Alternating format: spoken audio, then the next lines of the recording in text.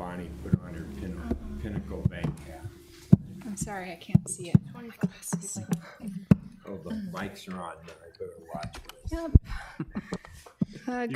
Good afternoon. Welcome to the budget hearing. Today is Tuesday, August 2024. It's now 2:25 p.m. Anyone wishing to speak either during public comment or on an agenda item must sign in with the county clerk on the approved sign-in sheet located at the county clerk's desk. The sign-in sheet shall be considered part of the meeting minutes. And please sit in the reserved seating area if you'd like to speak. The first 15 minutes of each scheduled board meeting designated for individuals to address the board on topics not otherwise listed on the agenda. And if no individuals are present to make public comment at the start of the board meeting, the meeting will just immediately move to the scheduled agenda. So please silence all cell phones. A copy of the Nebraska Open Meetings Act is located on the north wall of the county boardroom. We have present today Commissioners Kelly, Klug, Nixon, and Burmeister. Commissioner Warren is absent today. We also have our County Administrator, Bonnie Moore, and our Deputy County Clerk, Kendra Kaler. Did I miss anything? We'll move on to public comments. Is anyone here for public comments? Seeing no one running to the podium, we'll start with item 4.1, public hearing, fiscal year 2025 proposed budget presentation. Dan Talakis, Chief Financial Officer. Good afternoon, Commissioners. Does everybody hear me okay? Yeah. Yep. We'll see if we can get my presentation up there. Okay. Thank you for the introduction. As Commissioner Burmeister mentioned, I'm Dan Talakis, Sarpy County Chief Financial Officer. For anybody watching at home, I would like to start by really acknowledging that I've been in this role for about 35 days. So really a large piece, if not almost all of the budget that we're talking about today was assembled by others. So I really wanted to acknowledge them. First and foremost, the previous Chief Financial Officer, Bill Conley, Jenny Rock and Michaela Gansmer in the Fiscal Office, and the Budget Committee. Today I'll be presenting the Level 3 budget. We have 4 levels of budget. Level 4 is the adopted budget, so this is the step right before that. We also refer to this as the proposed budget. It is based on preliminary assessed values, which were provided by the Assessor's Office in March of 2024. It includes a reduction in the county's tax levy, and the version that I'm presenting on today is the version that was filed with the clerk's office. So, okay. I wanted to start with our fundamental budget equation, which is cash plus new revenues equal expenses. So we have to have a balanced budget here, which means the addition of cash plus new revenues is always going to be what we budget to spend. So when we look at the big picture, we are going to look at those three different categories. So we'll start with cash. The fiscal year 25 cash is $109 million, which is $13.5 million less than we started with at fiscal year 24. I've noted a few key differences that make up that change. $4.9 million in the general fund, which is actual fiscal year 24 revenues exceeding that budget, and actual fiscal year 24 expenses coming in under budget. We have $29.1 million less in road bond cash, and that is due to the spending of the Series 2022 road bond proceeds.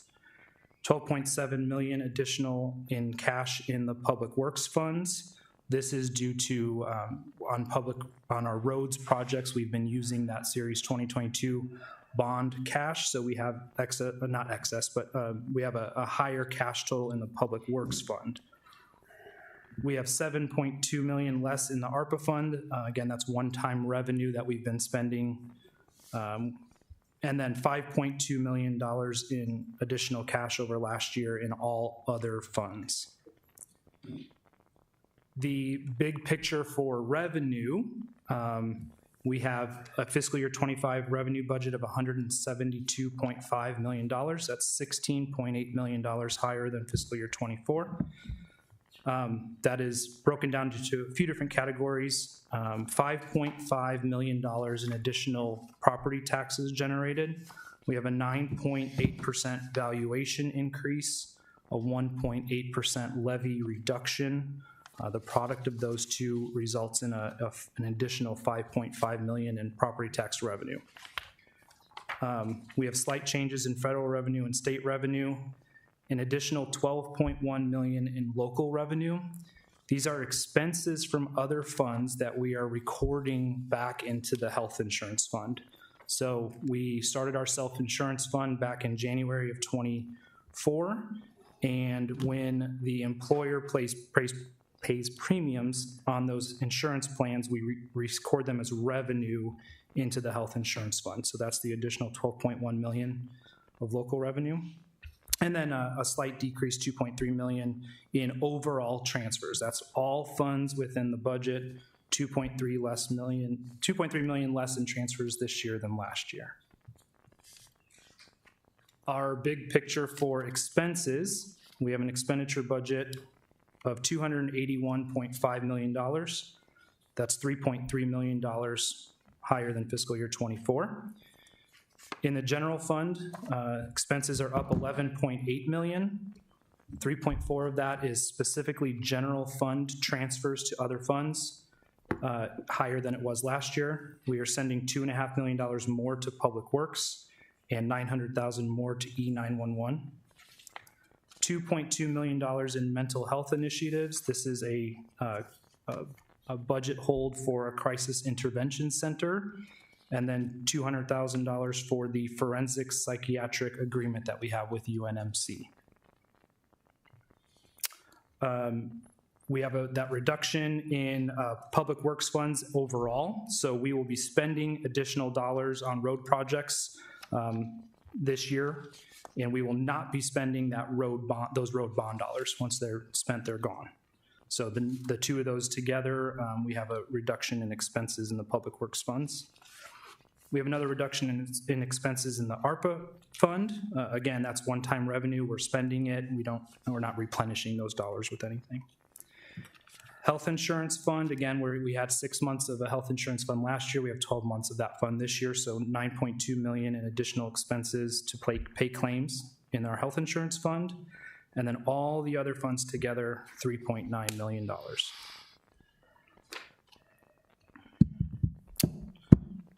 Okay, all of you have seen this slide before. This is affectionately known as the spaghetti slide. So each colored noodle on this slide represents a different fiscal year and that year's cash flow by month. So what we're looking at here is for fiscal year 24, we ended the fiscal year with $30.5 million in cash.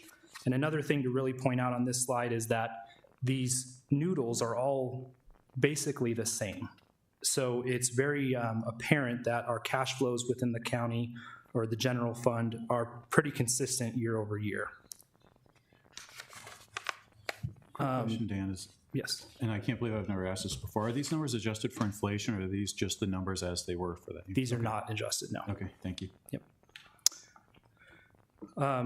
This next slide, I've added in this red line that kind of cuts right through the middle of the slide.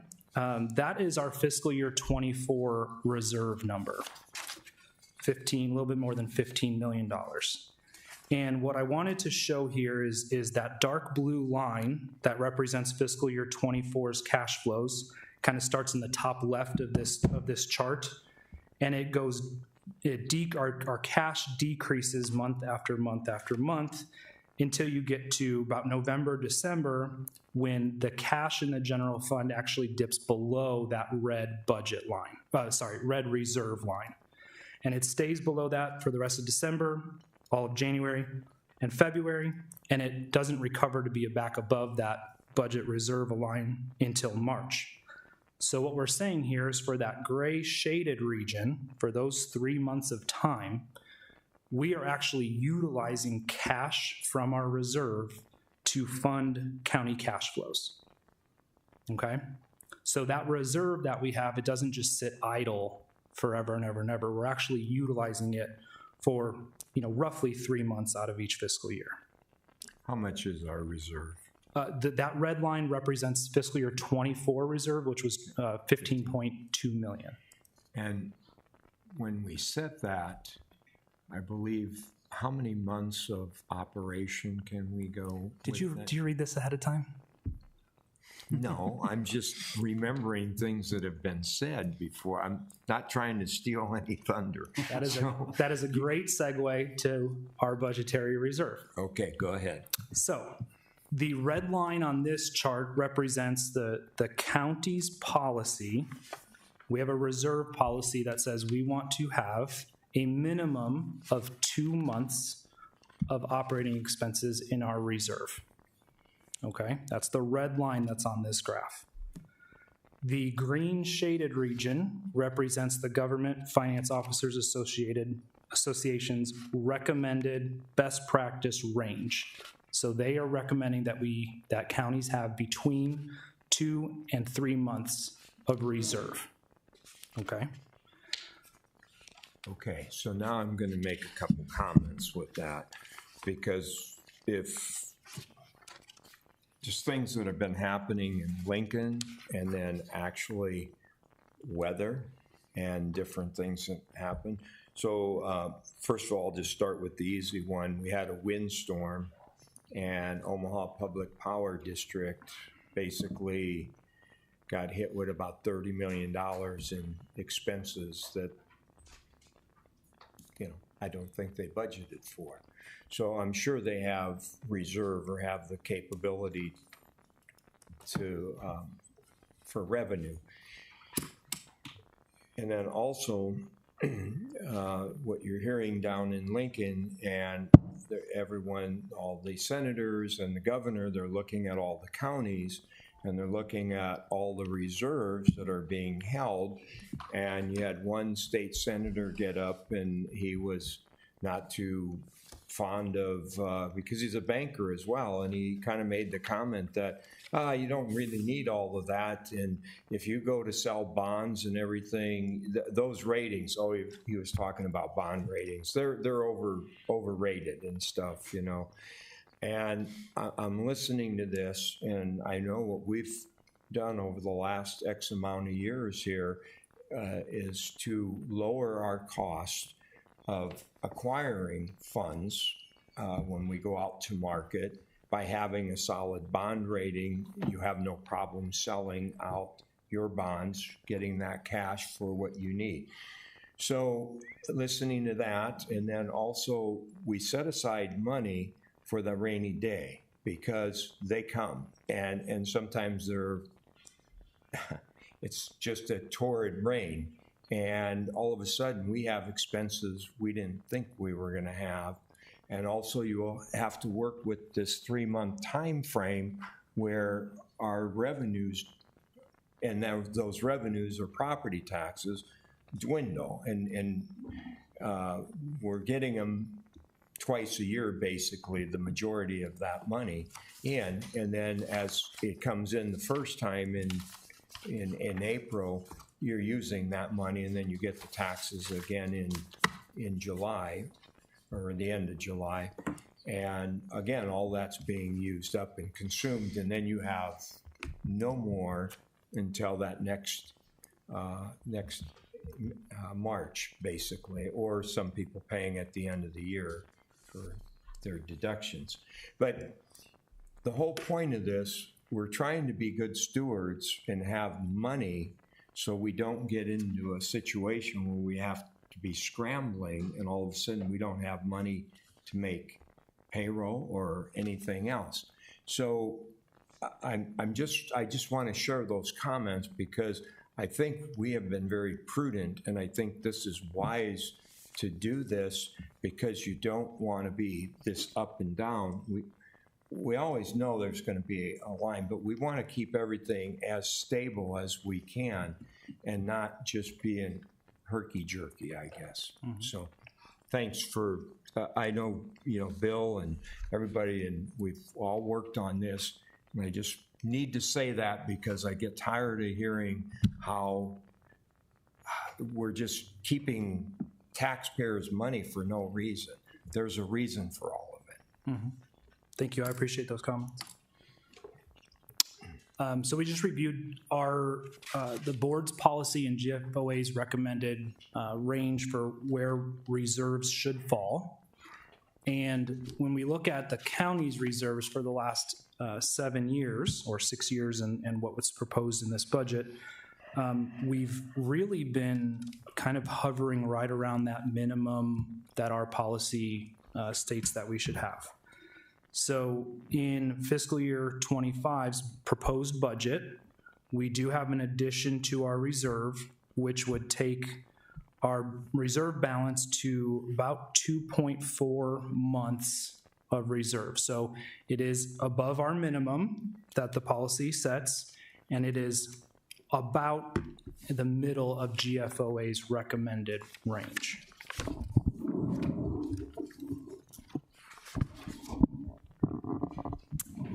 As we move to the next slide and look at revenues that are included in the fiscal year 25 proposed budget, we are looking at $156.6 million in new revenue. I'll start with that $1.6 million in federal revenue. That's mostly grants, small grants. We have $22.5 million in state revenue. Primarily, that number is highway allocation dollars. There are some smaller items in there like motor vehicle prorate fees. $56.2 million in local revenue. This is motor vehicle tax collected by the treasurer, passport fees collected by the clerk, law enforcement interlocal reimbursements, interest earnings, inheritance tax payments, tourism dollars. And then the large portion of this new revenue, half of it almost, is new property tax dollars, $76.3 million. So first I wanted to give a little bit of an historical view of the valuation and tax levy here within the county. So we have valuation change year over year in this chart, and it shows that our fiscal year 25 assessed value is 9.8% higher than it was last year. This is 2.8% from growth, real growth within the county. That's new construction, that's improvements on existing construction. And then the other 7% is from reappraisal. When we look at the county's historical tax levy, you can see that in the last 10 years, it's been reduced twice. We reduced it for fiscal year 2015 and fiscal year 2022. And then this budget, fiscal year 25 budget, has a proposed increase for the third time in the last 10 years. Hey, Dan? Yes. Going forward on this particular slide, because, so basically 2.8% is new growth, so 7% is higher valuation from existing Correct. base. Correct. Okay. Could you make this slide where it just shows that going for next year or whenever, or next meeting, where, okay, prior year 2023, 14.6, how much was growth, how much is? Yeah, I understand the request, and Okay. I will do that. Thank you, that would really be helpful. Hey, Okay. Dan, can you go back? So, what's the dollar differential between the last two bars? The dollar differential, what exactly do you mean by that? The amount Yeah, the amount. of property taxes generated by those levies each year? Okay, you'll see that right here in the next slide. Okay, Okay. So when we actually look at the detail of the property tax calculation, for fiscal year 25, we have a valuation of $27.3 billion, which is that's that 9.8% increase from last year. The levy reduction is 1.8%. in fiscal year '25, we will generate about $76.3 million in property tax revenue. Last year's levy and assessed value generated $70.7 million in property tax revenue. So that's the increase of $5.5 million that's included in the 2025 proposed budget. And then that levy actually has three smaller categories to it: general fund, bond fund, sinking fund. So when we take the three of those together, add up to the 0.2798 proposed levy. So when we take that $76.3 million in new property tax revenue, it gets divided up proportionally into those funds. So $72.2 million in the general fund, $3 million in the bond fund, almost $1.1 million in sinking fund. Did that answer your question? No, Okay. no. So what's the difference in our budget? Was it in the general fund, or will it be in the bonds or the sinking fund? If you reduce the levy a half cent, and what's the total dollar amount? A 1/2 cent levy reduction. Or I think he's looking, if we left the levy the same, what would that generate dollars compared to dropping it? So if we took this $27.3 billion valuation, did not reduce the levy and kept it at 0.28496, yeah, instead of 76.3 million, we would be at 77.7 million. So $1.4 million. okay. And what would it take to take our reserve up from 2.4 as proposed to 3.0? 3 years. Just asking. So if 2.4 months is $19 million, so 3 months of reserve would be 23 million, 24 million, something So it like wouldn't that. even get us up to the 3%. Correct. It would not get us all the way up to the 3 months of reserve. Correct. Okay, thank you. But it gets closer, right? It would, the additional 1.4 million in the reserve would take us up to something like 2.6 months of reserve. Okay. And lowering the levy by 1/2 cent isn't going to result in any property tax decrease for anyone, right? If It you won't. The answer is no, if you look at because of appreciation and valuation changes, correct? you're correct. It doesn't result, if you're looking at what they paid last year in county taxes and what they're going to pay this year in county taxes, that will still be an increase. Okay. But it Now- does decrease their tax burden.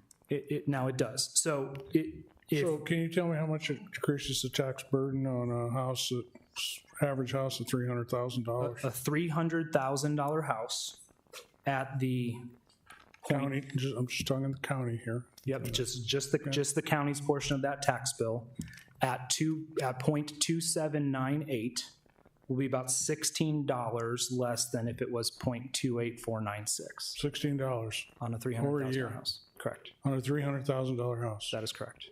or not even enough to buy a cup of coffee a month, basically, right? I Depends mean, on I'm not trying to I'm trying to put this in perspective. where you're buying your coffee at. I don't know. You couldn't even get Folgers for that, Gary. But what I'm trying to put in perspective is that with so many uncertainties coming up, saving somebody, what was it, $16? $16. Okay.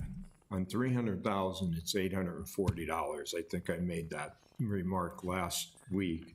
So if you save $16 on the county, you're what's the math, 824? Yeah, $824. So okay. Thanks. You're welcome. Okay, next we'll switch gears. We'll look at the expense budget for the county. We're doing okay on time? Yeah, okay. So the total expense budget is $265.6 million. 92.7 of that is personal services. That's wages and benefits for employees. We have a $63.6 million capital outlay budget, $10.6 million debt service budget, another $79.7 million in other operating expenses, that's things like supplies and things like that. And then that's the $19 million that's funded to the cash reserve. If we look at some of these a little bit closer, we'll look at the capital projects budget. That $63.6 million budget is largely made up of road construction appropriation. So that includes the 1 and 6 year road program. We have $5 million for the purchase of property in the inheritance tax fund, and then another $900,000 for renovations, parking, and signage improvements to county property. In the sinking fund, we've budgeted the tear down, removal, and additional parking to take the to be put in where the old jail was. $2.6 million in the general fund for general courthouse remodeling, $3.2 million in sewer improvements, and then we have about $7.5 million in other capital projects, which is things like software, machinery, new vehicles. We'll touch real quick. Commissioner Mixon brought this up earlier, but the county is a AAA rated, which is the highest rating possible. It is one of very few, both in the United States and in Nebraska, that has this high of a rating. And as Commissioner Mixon did touch on, that enables the lowest rate on our borrowing, which means our interest expense is lower, thus saving the county money. And in our credit opinions, the county's budgetary reserve policy is specifically mentioned as a positive during those reviews. Finally, I just wanted to give a brief overview of the county's debt. The county has a total of about $163 million in outstanding debt. $13.3 million will be paid down in the fiscal year 25 budget. I've listed those out for you here by governmental debt and then stadium debt.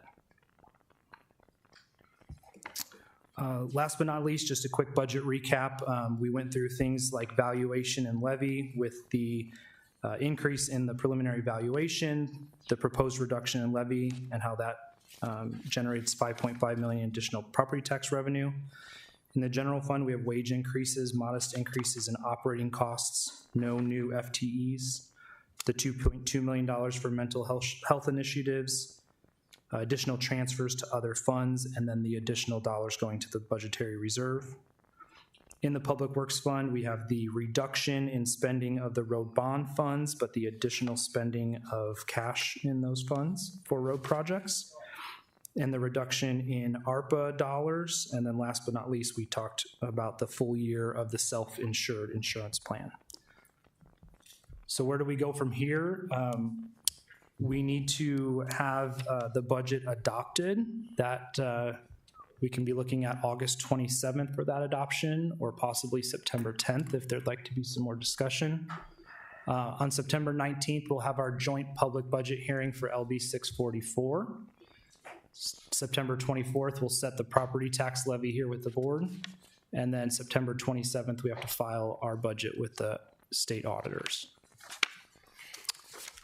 So with that, I'll entertain any other additional comments or questions. And If I've got a comment, if you go back to the county debt outstanding slide, if you would, you have the year that we took on the debt.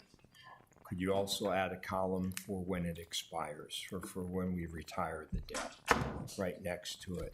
That would be nice. And I think there's, I know this is an overview presentation, but I think you have a slide out there showing where all the debt over all the years and where it drops off.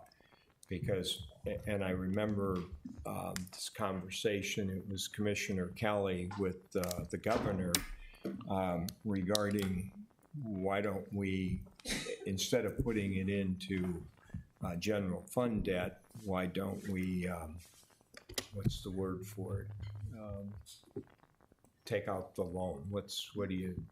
Bond. Bond it. Bond it. So why don't you bond some of these things? Well, that's all fine and dandy, but we also have debt, and you can't keep piling on debt after debt. So I think it would be important, at least for strategically down the line, that we see where our debt retires, and then if we need to be doing something, if our only option is to bond that debt, then at least we can be looking at that. I think that would be helpful. That could be added. Can I ask a couple questions, Dan? So no new FTEs in this budget? That's correct. And how many were requested, do you know? I believe that number was 14. And how much in money would it be if we were to go down, reduce the levy enough to qualify for the 644 hearing?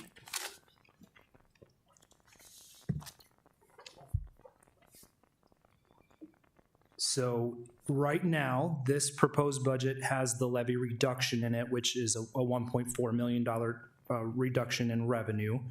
We would need to decrease the levy to 0.271959 in order to meet LB 644. That would take the this budget has 76.3 million of property tax revenue. That would generate $74.1 million in property tax revenue, so another 2.1 million. Another 2.1 beyond the amount? Yeah, so it'd be a total reduction of 3.5. Okay. And do you know off the top of your head how much that saves the taxpayer on a $300,000 house for the county only? Still not enough to get a cup of coffee. $40. Yeah, it would, Okay, it would- so $40. And at that reduction, we likely will have to reduce our reserve, correct? yes. So we're going to be down below the recommended amount for the reserve, and that's likely to affect our bond rating, right?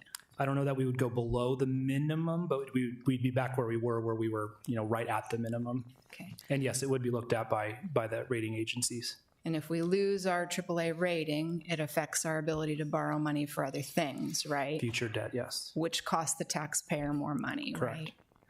And also affects our ability to respond to things like emergencies, like windstorms and flooding and things like that, right? Accurate, yes. Do you know the amount of money in unfunded mandates we have from the state off the top of your head? Approximately 15 million. 15.6. Got it. Okay, that's all I have. Anybody else have any questions or?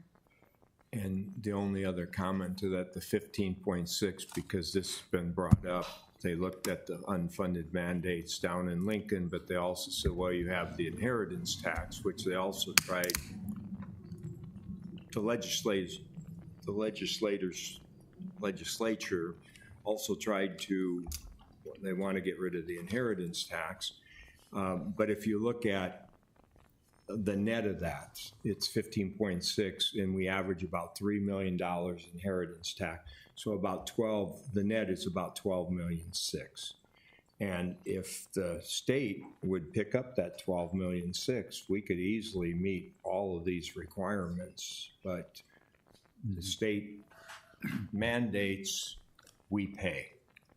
And our mechanism is property tax. So it goes on the property tax of the citizens of Sarpy County for what the legislature sets up. Any other questions for Dan or comments? Thank you, Dan. You're welcome. Thanks, Dan. Thank you. Okay, all agenda items having been Angie, adjourned. it's a public hearing. Oh, I'm sorry. It is a public hearing. Anyone from the public want to be heard on the presentation? If you do, please stand so I know that you want to be heard. I don't see anyone. So I'll close the public hearing, and all agenda items having been addressed is published. In the nick of time, the Board of Commissioners is adjourned for the budget hearing. We'll reset for the Board of Equalization.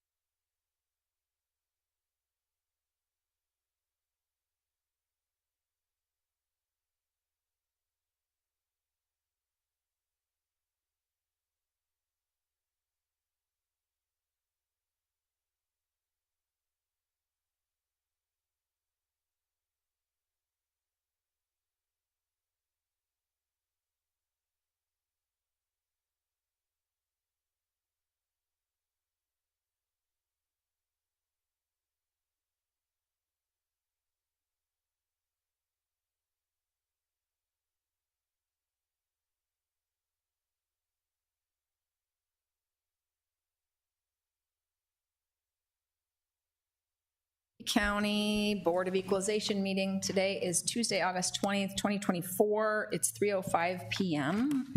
Anyone wishing to speak either during the open public comment or on an agenda item, please sign in with the county clerk up here.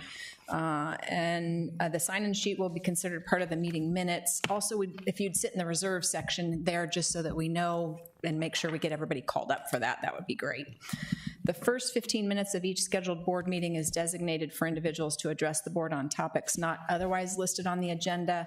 And if no individuals are present to make public comment at the start of that board meeting, the meeting will immediately move to the scheduled agenda. Anyone requesting to speak to the board on a specific agenda item is encouraged to notify the clerk by email ahead of time, but if you're here today, you can sign up too. And there's additional information on our agenda there. Please silence all cell phones. A copy of the Nebraska Open Meetings Act is located on the north wall of the county boardroom. We have present today Commissioners Kelly, Klug, Mixon, and Burmeister. Commissioner Warren is absent today. We also have our County Administrator Bonnie Moore, our Deputy County Clerk Kendra Kaler, Jeff Mikesel, our Treasurer, and Dan Pittman, our County Assessor. Please stand for the Pledge of Allegiance. I pledge allegiance to the flag of the United States of America and to the republic for which it stands, one nation, under God, indivisible, with liberty and justice for all.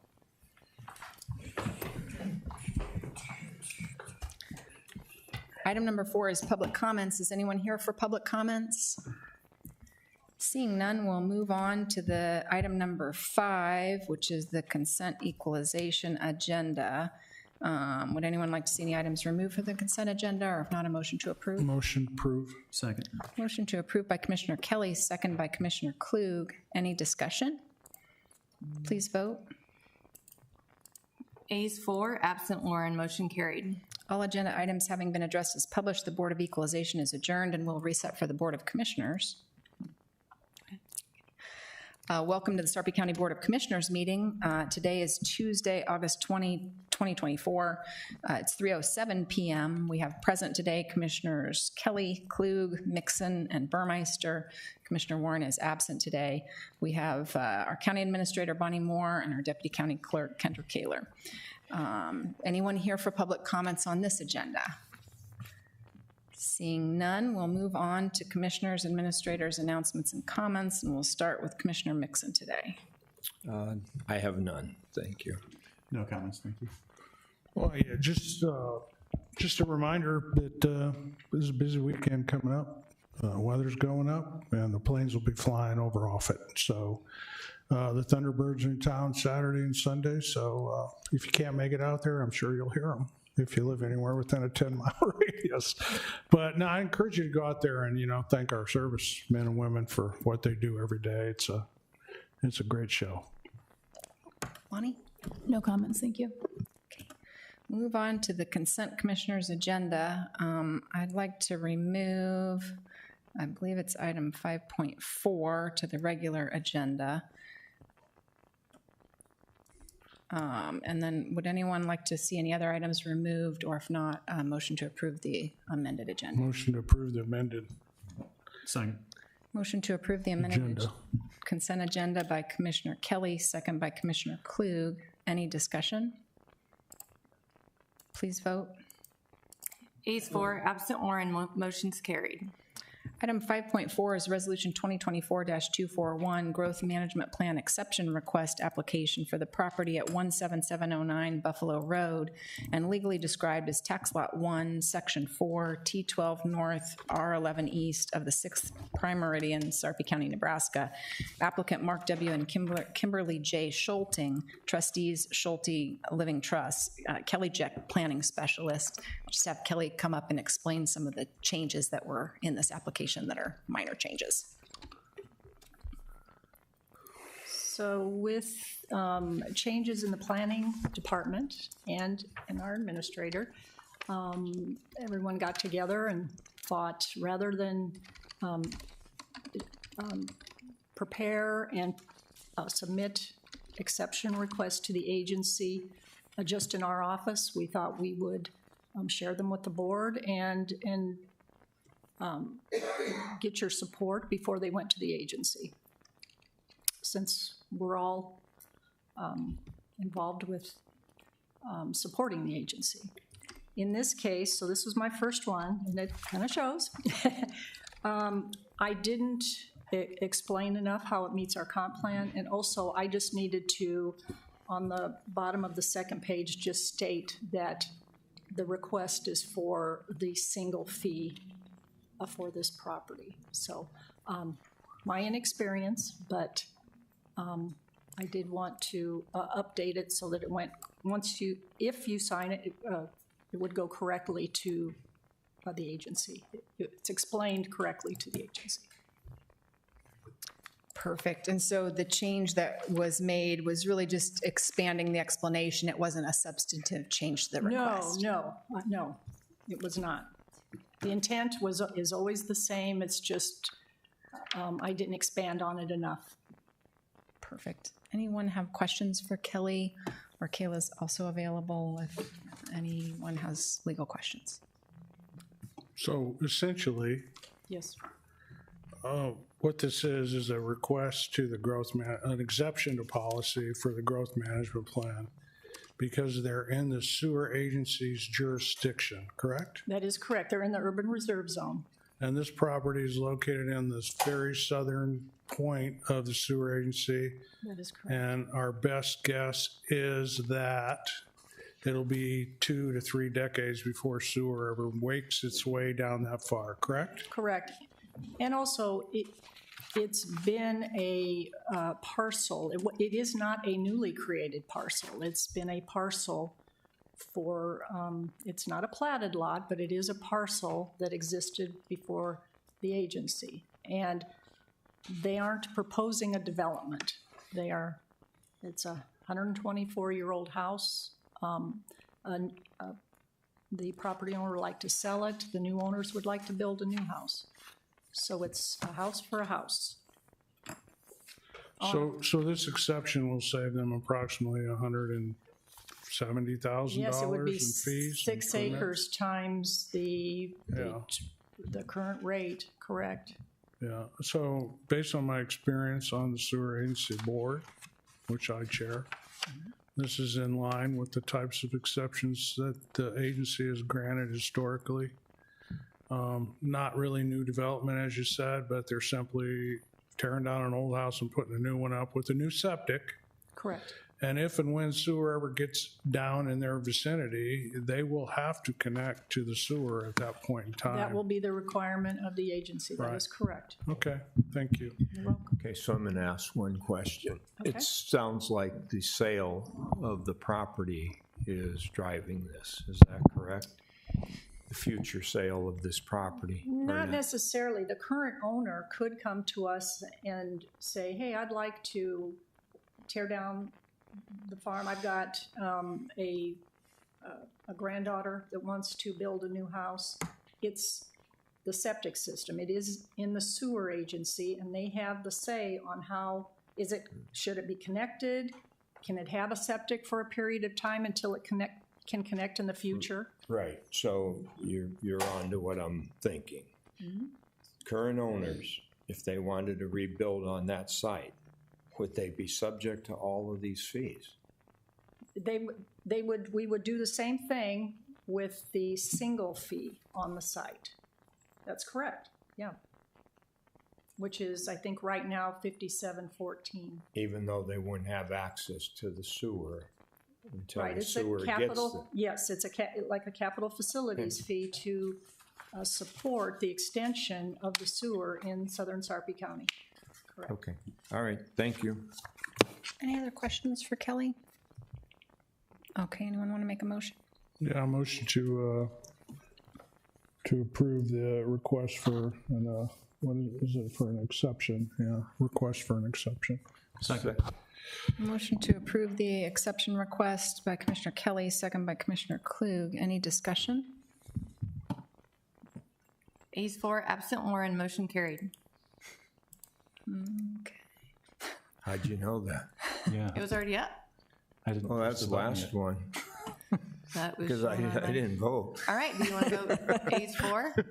But it was an accurate call, though. Okay, very good. You got it right. I don't know though. why I did that, but we'll go with it. Okay. That's when item- you know somebody's really good, right? I was going to say Kendra would be good. Good job.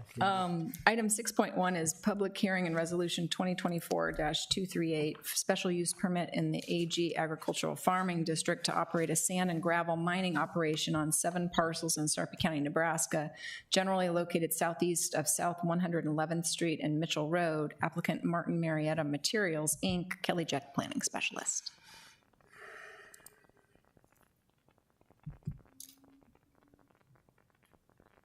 For this one, I'm going to call up Julie Ogden. She is with JEO, and she is a consultant to the Sarpy County Planning Department, and I will let her make this presentation. Perfect. If you'll come up and say your name, spell your last name just for our record. Absolutely. Julie Ogden, that's O-G-D-E-N, with JEO Consulting Group. Address for the record is 1937 Chestnut Street in Wahoo, Nebraska. Good evening, County Board. It's been a while since I've been before you all, and on behalf of the Planning Commission. The application we have tonight is for a special use permit separate from the one Martin Marietta currently operates for the limestone quarry. It is to allow them to do sand and sand and gravel mining, not sand mining and gravel, on a property south of what they currently own. They've executed a lease with Schmid Farms to expand their current lake with some additional sand and some mining, as well as then go back and kind of clean out and deepen their existing lake. This has been before the Planning Commission, and Planning Commission did recommend approval with 4 conditions. The first condition was that Martin Marietta executed a road agreement to cost share in the 108th Street project, and that is the next item on your agenda, so I'll leave that to Kayla to talk to you.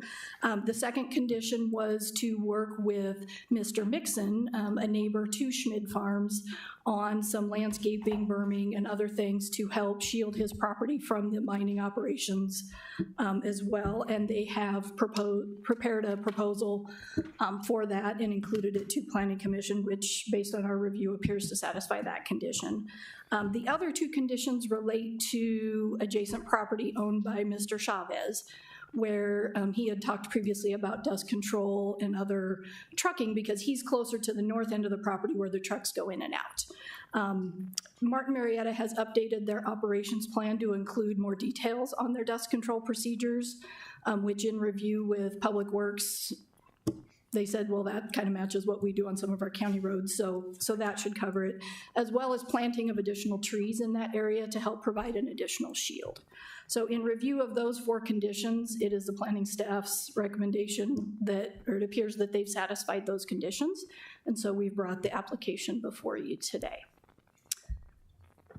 What questions, or do you have any questions for me on this specific site? I know the site plan and everything was in your packets as well, and I can bring it up if need be.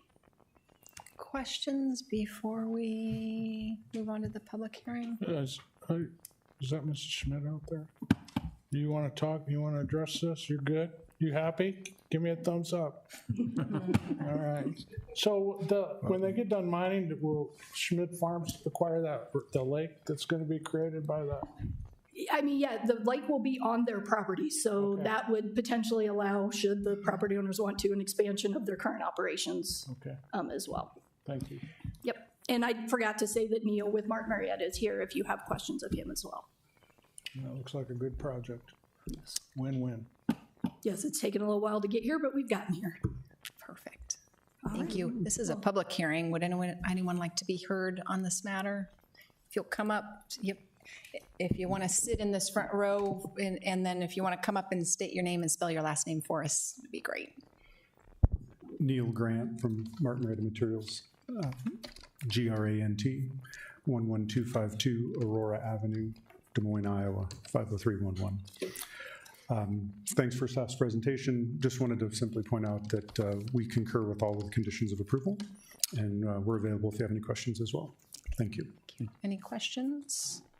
Okay, come on up, sir, and if you'll state your name, spell your last name for us, and then give your address, that'd be great. Nathan Chavez, Chavez. I live at 16104 Schmid Drive, and I'm the only resident that directly backs up to the Martin Marietta, the limestone part. And originally I had about 6 or 8 different things I was worried about, I guess, and one of them was the dust control. And Neil here and I have talked a lot. It sounds like we got the tree dust guard part worked out, but as far as the dust control, they were supposed to, the original thing was, because of mining the sand, there's going to be more traffic going up behind my home and going to the scale house and out, you know, to the public roads. So I was concerned about more traffic, and which would create more dust. They said they would be on top of it and amp up the dust control. Well, the meeting was in like May 20th. So it's been 3 months since the last meeting we talked about it, and they have not done any briming or water control at all. And him and I had talked about it in regards to the plant did move. So they moved probably the water truck, but they're still selling limestone out of the existing pit. So there's still hundreds of trucks that go up to the scale house, you know, right behind my property. And then, you know, with the 108th project, which is great for everybody, but their traffic goes down Mitchell because the road's closed. So I'm getting blasted even more. Sarpy County Roads did initially do spraying when they started the project about 5 weeks ago, and they didn't do nearly enough road, but they haven't been out since. So I'm like living in basically a dust storm. So that's really it.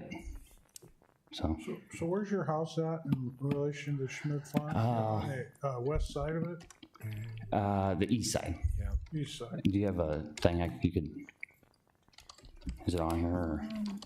Yeah, Kelly. Kelly's coming to help you, I think, or.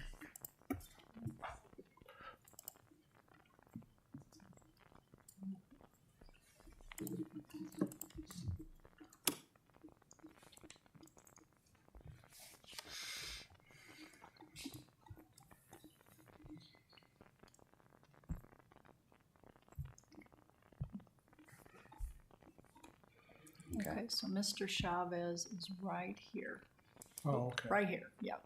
Yeah, let me zoom it in. Yeah. Right off Mitchell Road. That way they'll, let's see here.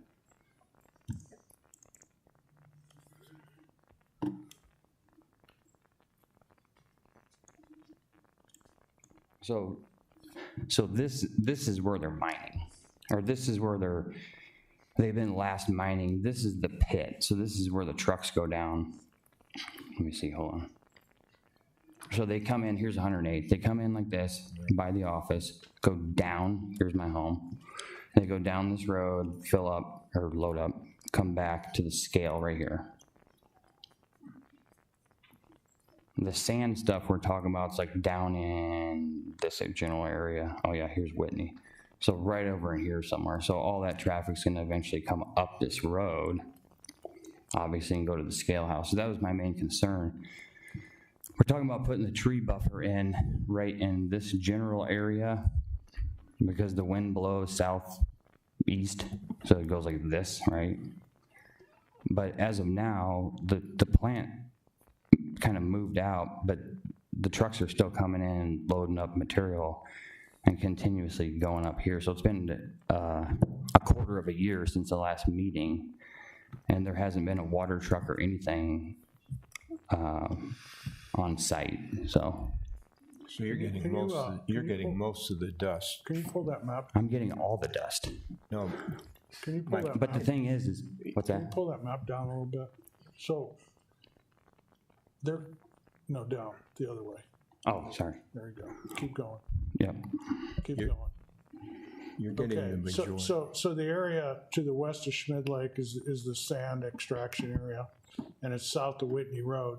So is Martin Marietta going to build a road that connects to their existing mining operation, north-south road from? I mean, that's what they Whitney have north? proposed, right? The plant will be located north of Whitney.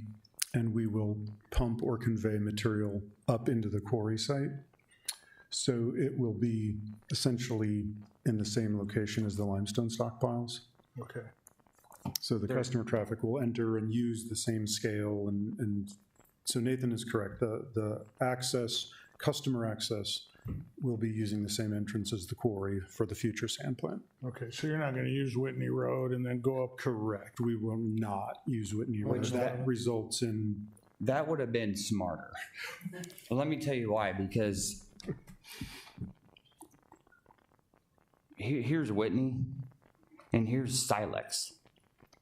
So everybody, all the truck and major road traffic comes down 108th, either goes right into Martin Marietta or takes right, goes down 111th and goes to Silex. So Silex, I'm sure you're familiar with it, but it's a concrete asphalt recycling place. And with my businesses, I actually get material here and Martin Marietta. So they're both needed, like especially with the developments of Sarpy County. They're important, I understand that. But to stick a guy in a truck and just have him water this lane every so often shouldn't be a big deal with this size of operation. And that's just in my opinion. And another thing with so this piece of ground right here gets baled, okay? It's brome grass. This drive lane is lower grade than this field. And then there's terraces or berms in here. So this really is a good spot to put a tree buffer in. And so that way when the trucks come up bellowing dust, it'll get screened hopefully a little bit by the trees. But you know, what we were talking about, 5-6 foot trees, it's gonna take a while for them to grow. So there does need to be a little bit of upkeep with just watering the road, just trying to keep the dust down. You know, my wife and I, we live there for a reason, and obviously the dust is going to, the 108th when that's done, and then we won't get Martin Marietta or Silex's traffic by our home. And then also the waste management's putting their waste station right here, so they're going to be supposed to be done by the end of August. So it was peaceful to pure chaos, and some of those projects are going to be buttoning up, but their projects are going to be years and years on end. And you know, as of right now, other than the other gentleman back there, I'm the only home affected directly by the traffic. So my comment originally to you on the dust is the majority of the dust is coming from their road, their road in their plant facility, not necessarily Mitchell Road, but Mitchell Road at this time, because 108th is shut down until it's completed. So yes, my question, or my thing, and I'll ask the gentleman from Martin Marietta, it doesn't seem out of line to put in a nice tree berm in that triangle. Are you guys opposed to that? No, we already have that. Okay. We have that in place. Okay, and then the water. Like here's, yeah. So him and I have been talking, because that was part of the agreement, but this is kind of a, I don't know if you can see it, but right, here's the road, here's my house, and here's the buffer of trees. That will help filter the trees. We already kind of have that worked out, Neil and I, but it's the maintaining the dust that Okay, so is supposed to be happening. I'll ask this next question. Are you good with maintaining the dust on the property? They were on May 20th also. Okay, well, give him that commitment here. And there's a condition that we would apply like a calcium chloride, a dust palliative 4 times a year, and that we would also apply water in between. We have recently applied the dust palliative. I was just out at the site a couple of weeks ago. I did not observe dust on our road internally, but there was significant dust on Mitchell because of the 108th Street construction. There's a lot of detour traffic traveling east and west. That's where the dust that I observed on that occasion was coming from. The thing is, 2 weeks ago, tomorrow was the storm, right? Remember the storm? Or you weren't here, you don't live here. The storm that came through knocked the power out. It was hotter than hot, okay? So obviously we can't open windows. So that's untrue. Those trucks were bellowing. So for instance, the county sprayed with the 108th project from the edge of the property line of my property right here, okay, to just past the waste pump station, to give courtesy to those workers. If that wasn't there, they only would have done right in front of my project. But what happens is when these trucks come out of here and start to go to the detour to 99th, way down here, when they start going up this hill, I mean, they got a half a mile run before they even hit our house. So this whole road should be treated with the brine, the oil. With the agreement, are you looking to amend the 4 conditions that were in there to have them treat it more often, or are you just concerned that they're not going to live up to the agreement as stated under the They're not going to live up to it. My concern is that they're not going to live up to it, and because they haven't for 3 months. So I guess under the current agreement, is there a redress of grievances for the landowner if they don't live up to? Well, I think it's, the special use permit is conditioned upon, complying with the requirements, so. And the only reason why I even showed up, well, originally I showed up because of this, but the only reason why I showed up today is a follow-up. But I'm also not going to be like the crybaby that calls over to Martin Marietta and says, hey, keep it up. I'm not going to call Sarpy County and complain to them. I'm just bringing it up now so it's known. I think if there are deficiencies with them not holding up their end of the bargain, we would want to know about it. So I wouldn't hesitate. Yeah, the special use permit can be revoked if the conditions are not met. So if that happens. I mean, I think they need to be met. Yeah, so if that happens, within we're just reason, saying if that happens, you can reach out to planning, probably would be the place to reach out and let them know that the conditions of the special use permit are not being met. So here's what I would suggest. Would you come back up, sir? Would you put it on record you're going to maintain this? And then what are also the tree buffer? When are you planning on putting that in? Let me look at I think we addressed the timing.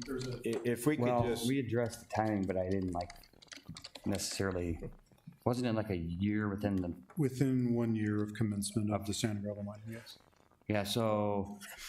Okay, just hold on a second.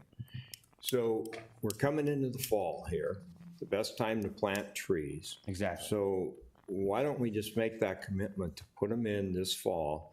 You're going to have this traffic. You have traffic. You have a detour. That detour is not necessarily all your responsibility, but you'll benefit by that 108th when it is paved. So why don't we just get these trees in as soon as possible, maintain this, and then Kelly, if Kelly would monitor this situation with everybody, I think we have a resolution. Is that fair enough?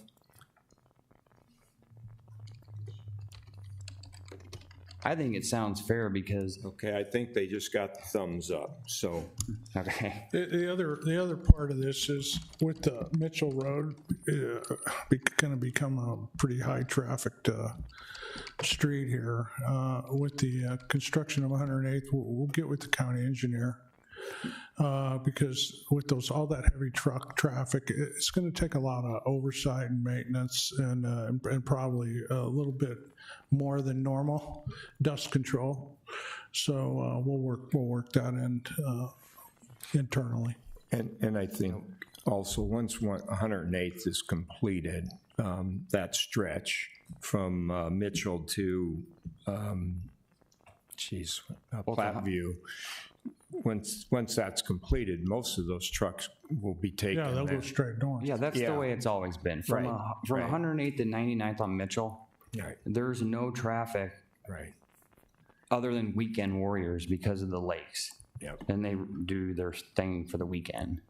But other than that, people take the 108th, you know. I think at this point, sir, we have to rely on, there's a special use permit, there's the planning department, everybody's involved with this. They heard what the commissioners are saying, so I think you're gonna be okay, and they're gonna get your trees in, and let's just work this out and be good neighbors, and we'll all be happy. Yeah. Okay.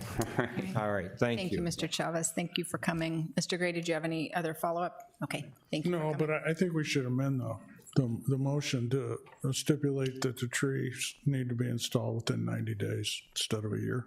Can I just make sure there's no one else from the public that wants to speak on this matter? There's another Close the public mix-in, hearing. there's another mix-in in the house back there. Are you wanting to speak? No, I think I'm okay with it. Okay. Okay, so the motion is to amend the application, or the, application to require the tree buffer in 90 days? Is that- Yeah, just, I don't mean to interrupt, Commissioner Burmeister. Can you formally close the public hearing? Oh, I thought I did, but I'll close it. The public hearing is closed. yeah, so I'll make a motion to approve the special use permit with the change of tree buffer within 90 days instead of 1 year. Yep, second. Okay, motion to approve the special use permit with the change stated by Commissioner Kelly, second by Commissioner Mixon. Any discussion? Please vote.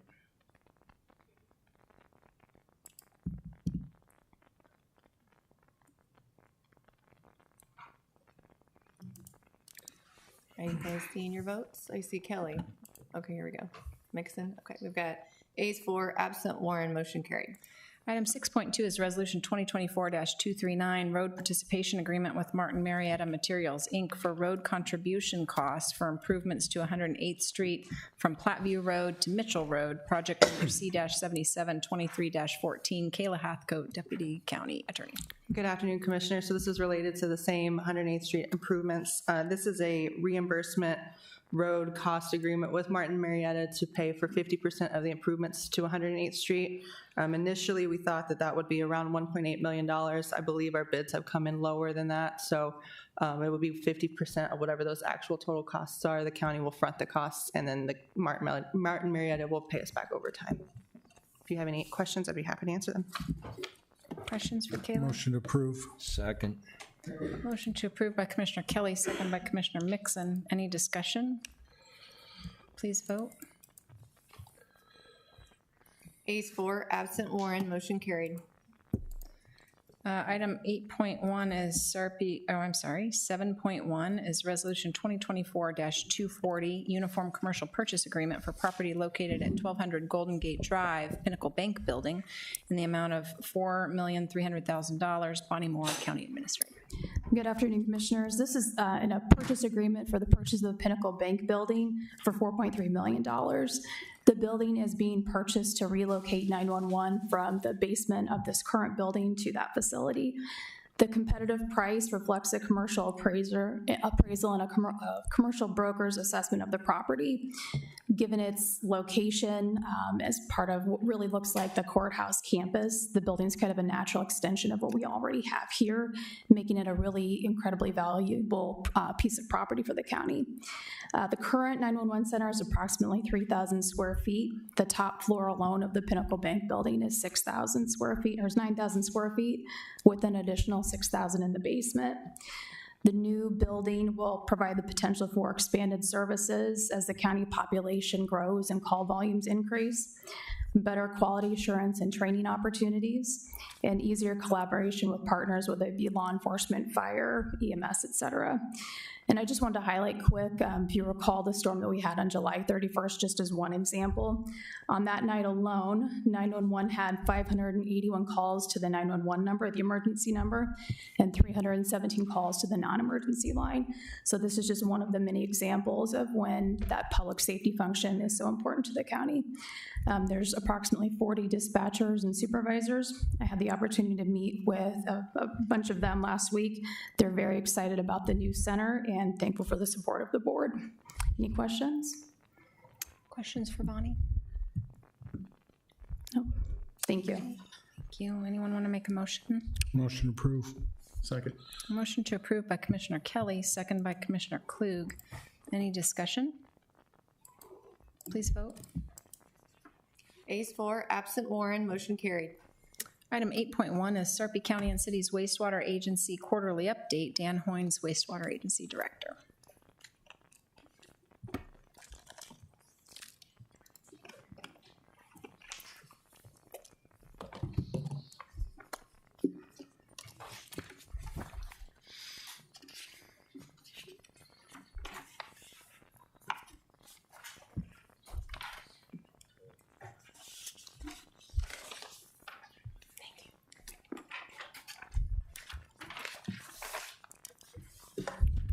Good afternoon, Madam Chair, members of the board. Always a pleasure to come back, visit with you about the project and update you. The technology here, I think I have this map. It's okay.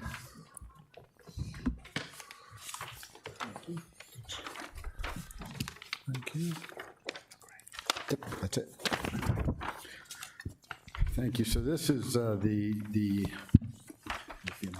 biggest issue the agency's working on right now. I guess I'd start off with saying that we're still on construction update, on time to deliver and commission Phase 1A of this project. And Phase 1A is the yellow line here. Commissioners, I think you're very familiar with that. To deliver that by December 31st. So over the last couple of months, there's been a lot of discussion, both at the agency level and with the agency stakeholder members, about what's next for the agency. So this map that you're looking at was adopted formally by the agency and by all 6 member agencies as the agency master plan, also referred to as the phasing plan, in 2019. The agency growth management policies required the agency to review this growth management plan every 5 years. So we're right on point, just happens to align with it. And so what's taking place behind the scenes that you don't see here over the last couple of months is there was a technical committee that started working with the agency, primarily of engineers, just looking at, okay, where is this right? Did we get it right in 2018-19? Should we make any modifications? I'll tell you that I did share with the administrator group last Thursday, I believe, maybe the Thursday before, a couple of concepts for them to consider. We're going to reconvene again on September 19th, I believe, with further discussion on those concepts. Ted, just looking at this map in and of itself and from a planning perspective, the engineering wisdom and the planning wisdom is to align your sewer lines with certain basins that are either 500 or 1,000 acres. This map doesn't reflect that. And so the concepts that we're looking at would reduce that footprint to some level to align with service basins of 500 or 1,000 acres, along with aligning them with street intersections. I don't think there's much controversy or opposition to that. At least I haven't heard that to this point. The real issue that we're dealing with is one of timing. The agency, all the agency stakeholders, when can you get me sewer? There's tremendous demand.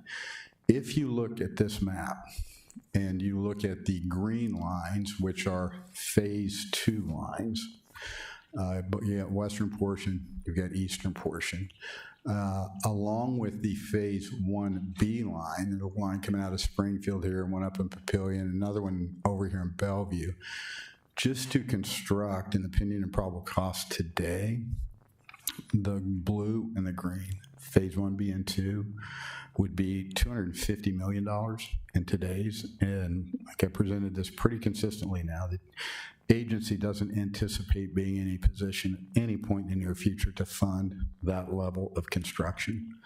And so we're looking at various ways to maybe create some autonomy, lessen the agency's footprint and work, and allow the members to make the decision when that pipe would actually go in the ground.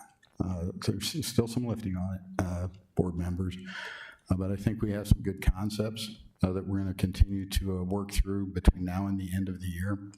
And it will have to come back to the agency board would vote first on any master plan changes.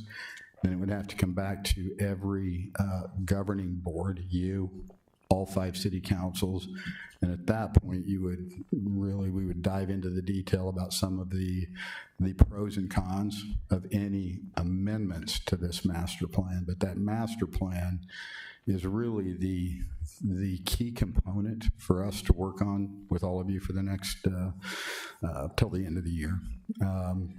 We're also having discussions, and I think I mentioned last time, updating the growth management plan. That's the various policies that we talk about, everything from exception requests to reimbursements to pioneering, those type of things. But the first thing we have to do is establish, okay, where should this be at the end? Are there ways to deliver it quicker? In a more efficient manner. So I'm going to pause right there and answer any questions, and just a couple of other quick updates on agency business. So, Madam Chair, board members, any questions on the discussion on the master plan that we're working on? Questions for Dan? I don't think so. Okay, the other one's a little bit more perfunctory, but we are, if you're not aware, I think you should be. Tony's been great. Gay is our agency treasurer. She's helped us out in a pinch. She wants to go back to her full-time job. And so we have advertised. We did get, I think, a group of qualified applicants. We've conducted, I think, 4 or 5 interviews. I got 5 or 6 more this week. We'll involve Tony then, and then eventually the agency board will have to appoint that treasurer, so we'll go up to them for an appointment. But the target date for that's September 30th to get that done. I could talk for a long time about this, but one other comment.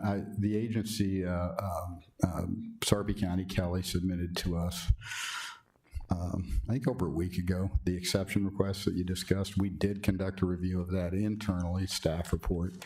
It does appear to meet all the criteria for the exception request, and so we've got that calendared. We'll finalize it. I meet with the chair and vice chair tomorrow to finalize the agency agenda for next week, the 28th. And so it's tentatively on with a staff recommendation of approval for the exception request in there. So. Perfect. Any other questions for Dan? All right. Thank you. Always available if you have any questions. Thanks, Dan. Thanks, Dan. So before you go, I would just point out that these exception requests, and that flowed through our board today, if they occur in the extraterritorial zoning jurisdiction of any of our city members, they'll also flow through their city councils. No, that's not the case. Actually, I appreciate the practice of having the board. I think that was a good idea when I saw you had managed. The agency rules only require written requests from the stakeholder member to me, and then it goes directly to the agency board for consideration. So I think that's just an extra step you put in that I think makes really good sense. So okay, just wanted to clarify that. Thanks. All right. Thanks, Dan. Angie, may I suggest that we recess the regular board meeting and then do the corrections update before we do the closed session? Sure. That sounds great. You done with me? You're good to go, Dan. Thank you. Thanks, Dan. We will recess the regular board meeting and go into the Board of Corrections meeting. Let me know when you're ready, Kendra. Okay.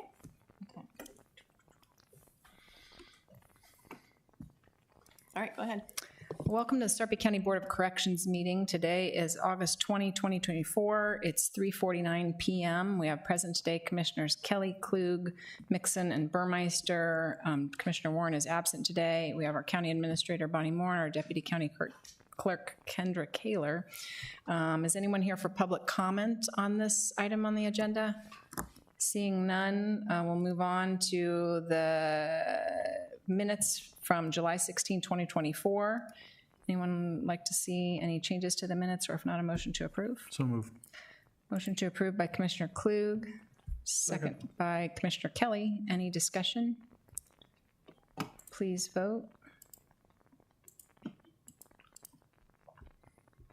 Ayes 4, absent Warren, motion carried. Item 5.1 is Board of Corrections update. Jacob Betzworth, Interim Corrections Director. Thank you. Just a few wins from the last time that I talked to the board. On the 10th of August, we implemented the objective classification system, resulting in the movement of 70 inmates throughout the facility. That new classification system better places inmates with the like individuals that they are around, making the facility safer and reducing liability. That was scheduled to take 4 hours on Saturday morning, and I couldn't even get there in time. They got it done in an hour, so a testament to their work on that. The medical unit was fully opened and operational starting August 13th. Another big win for us. This results in all inmates with medical issues being centrally located within our medical facility.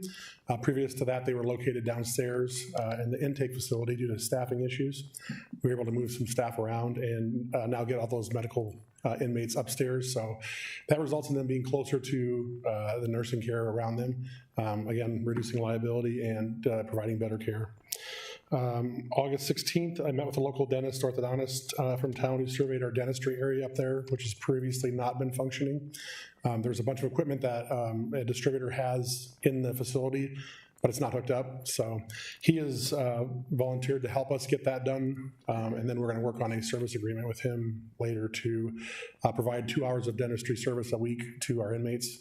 So that they don't have to leave the facility. So that's a big win for us when it comes to also liability, not to use that word over and over, but we don't have to take an inmate out of the facility to get small dental work done. They can stay within the facility. And then the U.S. Marshals have been provided all documentation for the approval of inmates. Should see our first inmates in the first couple weeks of September. So that ball is in their court and should have something back soon. And then currently we have 220 inmates in the facility, and in July, a big win for us, we had 0 use of force incidents, 0 inmate altercations, and 0 staff assaults. So How many inmates? I'm sorry? How many inmates? 220. 220? 220, yeah. Wow. So what's the per diem going to be on those? $100 a day for each U.S. Marshal inmate. How much? $100 a day. Is that enough? Is it enough?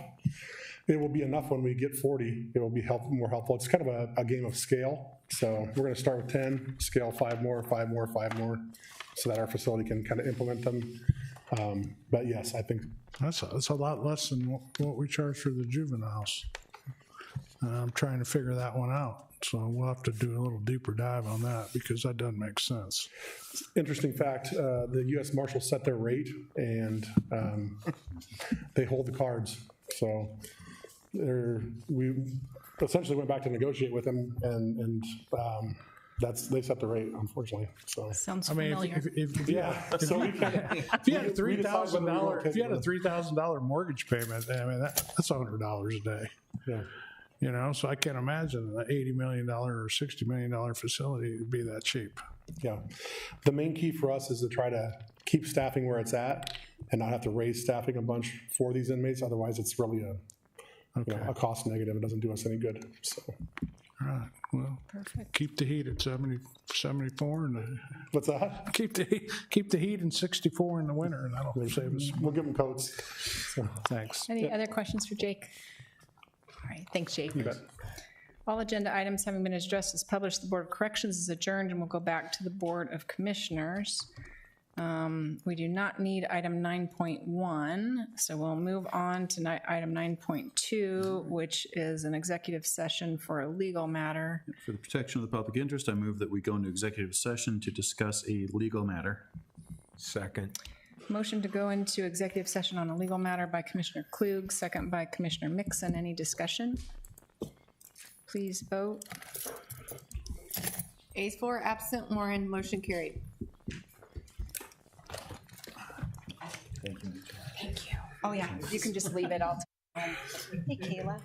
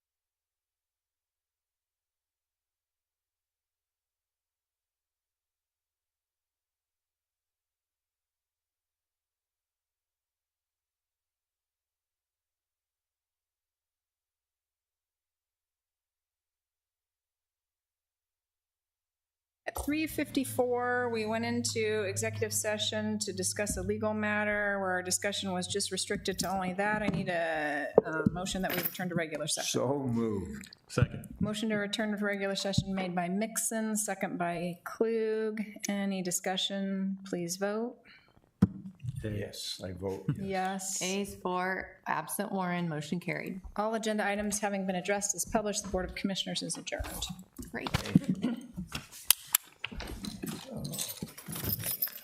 Still grand.